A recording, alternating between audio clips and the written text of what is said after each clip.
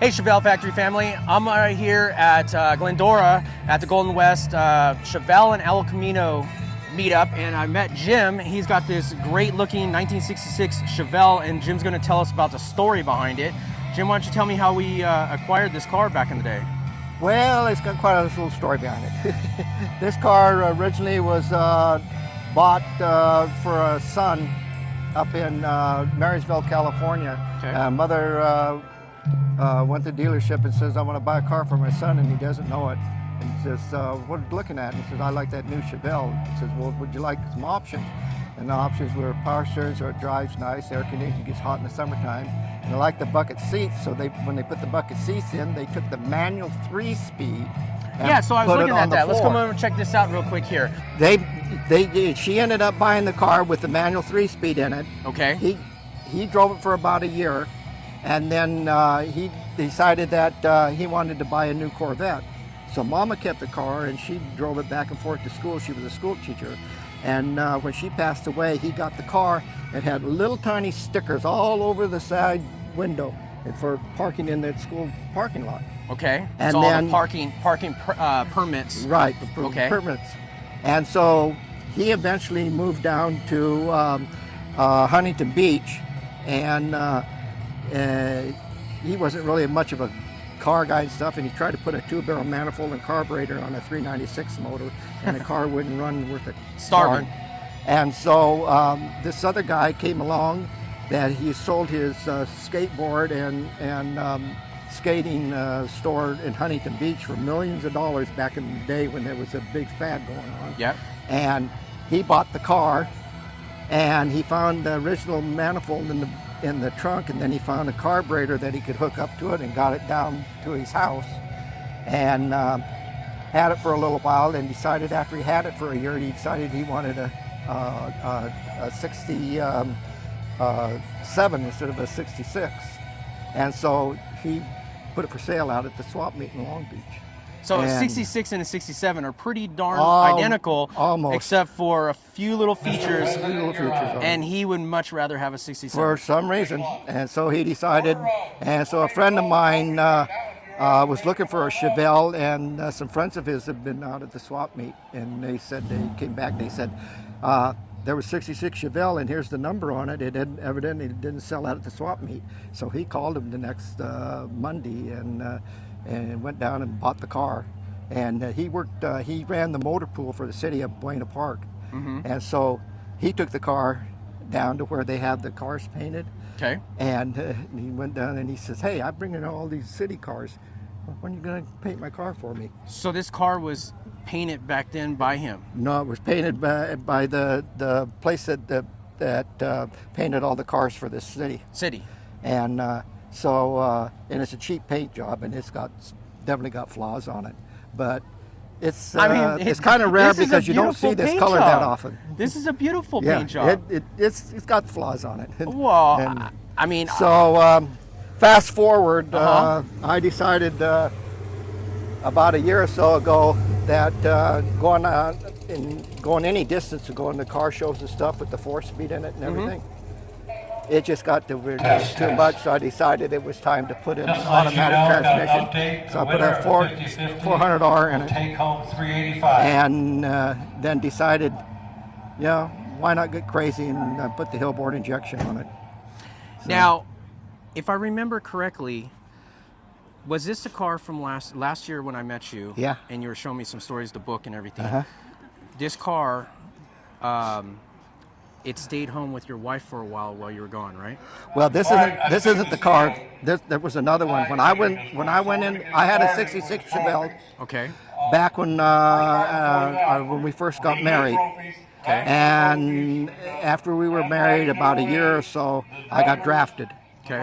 And so the only car we had was the 66 Super Sport Chevelle. And that car was her daily driver. And so this isn't the same car. No. This is a replacement to what you used to have. And so Okay. when I came home from Vietnam, and we decided we're going to go buy a house and stuff, and we're looking around, we decided it was time to sell the car, so we had money to put down on a house. Yeah. And then it ended up that that's what we ended up doing. And then over the years, I grew up with my brother with a 55 Chevy, and I built a Bel Air hardtop, which I don't know if you're familiar with or not, but they had one-piece frames back there for 55s. And I built it and made 3 covers in over 13 different magazines with that one. And So what year did you get this car? this car, I bought this in 2005. Okay, so in '05. Yeah. But your original 66, when did you buy that car? I bought it, it would have been 60. If I remember correctly, you had shown me that your first car was pretty much identical to this, right? Yeah, it was called Seafoam Green. Okay. But yeah, it was a 396 4-speed car. And then I sold it when, like I said, when we went to buy a house, and I sold it for $1,000. Wow. What year was that? That was back. That would have been so when I came home from Vietnam in what year did I come home from Vietnam? It was in the 70s. Yeah, early 70s. Yeah. So back then, that was a good contributing factor to a down payment on a house. Yeah. Yeah. And which is wild compared to these days. So this car, you got this car, and you're bringing back all your old memories of having your original one. Yeah, pretty much. Which is the greatest thing. Because I always say that no one, all this automotive stuff, no one needs any of this. We want it because of And the you can't use the speed or anything and stuff. Correct. But we want it for our reasons. So this engine's fully built? This is a 502 crate motor. Wow. And then that's Got the Hillborn injection. Yeah. And what made you go that direction?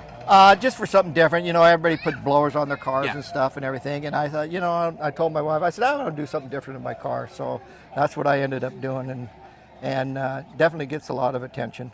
So the car was already painted this color. You had the engine rebuilt. Yeah. What about the interior? Was there anything that you did with the interior? I redone the seats, and then during the pandemic, put all new tinted glass in it. I see that you have tinted glass. Yeah. Very lightly done, Yeah. really classy. They had the clear, and then they had the original, the clear, and then they had the tinted. And I ordered the clear, and then once I got it, I realized I shouldn't have ordered that. I needed it then. Yeah. So I was lucky to get this guy, and it was kind of like under the table type of thing. And they brought it out to my house, and The windshield's not done, just the sides. no, the windshield was done Also all the way around. That's clean. It's all the very way around. clean. Just classy. Yeah. But it cuts down on that heat. Yeah. He says, wait a minute. And he goes, and he lived in a cul-de-sac. And he said, let me go get some, I got some wheels in the back. Let me go get them. Got them, jacked the car up, put the wheels on it. And he said, that's it. I mean, nothing like a set of American racing wheels. Yeah, and they're all polished out and everything. Yeah. Which usually And don't then see them like that. and he had these caps special Caps. made. Yeah. They only made about 6 or 8 of those things before the guy said, I can't make them anymore. It takes too long to make them. Wow. Well, this car is really nice. I love the story behind it, and that you were originally, a Chevelle owner, and then this is a replacement to that original car from back then, which is ultimately, we're all trying to relive those days. Yeah. A lot of people. Sometimes people are first time. Well, I got to tell you, I'm a lot older than you, but we grew up at the best times. The best music, the best cars. And can I put this on? Yeah. I was there when the women burned their bras. So you're right, because every time I'm looking for music selection, I'm always going back to the 70s and the 80s. The best music. Yeah, totally. I would have to agree. And I'd even go back further than that. Yeah, no, totally. And even, the 60 era and whatnot, there wasn't a whole lot of aftermarket stuff, so there's only so much you can do to the cars back then, and just the personalities were with how the engines were built, or what intake you were running, what wheel combo. I mean, now you have all kinds of different things you can throw out these cars, but just the culture that was back then of cars, automotive, paint jobs, fire, flames or stripes or whatever. Good times, definitely, great. And that book, do you have that book? I do. Here's my 55. So, John can you, Force. yeah. 3 covers. So you had if I'm not mistaken, you had showed me last year a picture of your wife in front. Yes, in front of the original. That's the one she drove when I was in Vietnam. Okay, so this right here was the 66 that he originally had, and it was a straight axled. What was it called back then? It's called tubular straight axle. But like a high boy or It something? was. I found a place over in Buena Park for $100. Ripped out the front end, put a straight axle in it. And so and that's you right there. So explain to me, because I'm this isn't my era at all. I never really got to play with any. But what was the theory or reason why these were being built, like the style? What was the advantage, or like was it? It was the idea of the look of the car, for one thing. Okay. Then you got the big engines and the 396s. Okay. You know, and the 4-speeds. We used to set off a 91 freeway at Harbor Boulevard in Anaheim till 4 o'clock in the morning, street racing till 4 o'clock in the morning. Then I have to be at work at 6 o'clock in the morning. Yeah. And then the guy that owned this car before me, he could drive a car like nobody's business. If he was out street racing, he'd hit second gear and go sideways. You don't take 2 seconds to straighten it out. He's just banging gears going sideways. So this is a numbers car. Numbers match. Okay, and like numbers matched, it had a 396 in it originally. 396. But now it's got a built 502. Yeah. 502 crate motor. And is that so? Original engine at home. Okay. With, this was an air conditioned car. And do you have the original transmission? I have the original manual 3-speed. Yeah. That's awesome. Yeah. I mean, not that I don't think know that you're this gonna. guy? No, who's that? That's that's Don Garlis. There you go. Wow. We was out at the fairgrounds, and the guy that owned this at the time was racing it. Another buddy of mine was in the car show with his panel truck and stuff. I was out there for the day.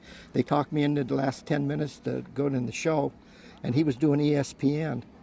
So after it was all done and they gave out all the trophies and stuff, and I could drive and by him, and I stopped and I waited. And I said, "Hey, thanks a lot." And he said, "What for?" And I said, "You must have gave me good luck. I took first place in my class." That's awesome. So you come from the era of hanging out on the streets late at night, cruising around the boulevards, and just hanging out with the car people late at night. Are you familiar with Lion's Drag Strip? I've heard of it. That was back in the day, and back in around 54, 55, the beach cities, Long Beach, Redondo Beach, Torrance, and all that, they had different car clubs, and they were street racing. And this cop from that area over there, he says, on all these clubs together next Friday night, we're going to meet here. What if we built you a drag strip? Wow. So they built a drag strip, Lion's Drag Strip, the famous, they call it the beach. Famous guys like Don Garlis and stuff from Florida couldn't wait to get out to California to race the California guys. Yeah. But if you went over a certain speed, went through the fence, you're out on Los Alamitos. So you could only go so fast. So I'm guessing this is like when you first originally got the car? Pretty much. It's got a factory SS hood on it there before you cut the hole. So I'm guessing that's not the original hood. That's you. No. You have the original hood. Did I tell you where I put it? No. I looked every place in the world. Where am I going to put this original hood? I looked in the garage. I looked everywhere. I found the perfect place. Living room. Slides right under my bed. There's a bench at the end of the bed. I sat there. Take my shoes and socks off, and my hood's underneath the. So bed. for guys that get all bent out of shape when the cars are original and are in true fact original, and then you modify them like. Cut the hood, put something through the hood, change the engine, change the transmission. You have all that stuff still. I have all the original stuff. So if you wanted to put this back together in true form of the build sheet, it'd be worth more money than it is and now. you could do it. Oh yeah, I got everything there. So was the engine still runs? Oh yeah. Wow. Yeah. That's awesome. All original. You're thinking keeping of all that stuff. That's great. No, I have all of it. My son-in-law is a car guy. I don't know if you've ever heard of the car shop in Orange, but he runs a car shop in Orange, and he has his high school Z28 small block Yeah. that's faster than crap. Your license plate, where's that come from? Like This what thing? yeah, Yeah. what was the jam in? Where is that, like a nickname or just something? My you came up name, my birth, on my birth, with? Okay. everybody calls me Jim, Jimmy. Okay. James Oh, okay. Allen McKay in 66. That's great. That's really cool. That's really cool.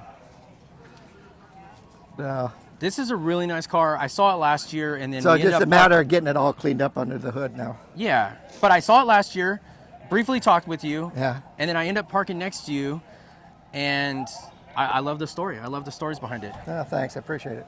Okay, awesome. Well, thank you for talking with us on film today. I want to be able to share your story with other people that are interested in these Chevelles, and you have a nice one. And I'm super stoked that you have all the original parts and everything. I'm available on Friday and Saturdays to sign autographs. I like this guy. Well, so anyone that wants to book an autograph session with him, I'm available. He's available. He's available. It might cost you, but it'll be worth it. Awesome. Well, I appreciate your time. Thank you very much for talking with us Okay, on no camera. problem. And beautiful call. I'm gonna go see if I want any money. Yeah, you might have. I might need to buy some gas on the way home. This doesn't get bad gas mileage. Really? Yeah, of course I don't put my foot in it all the time.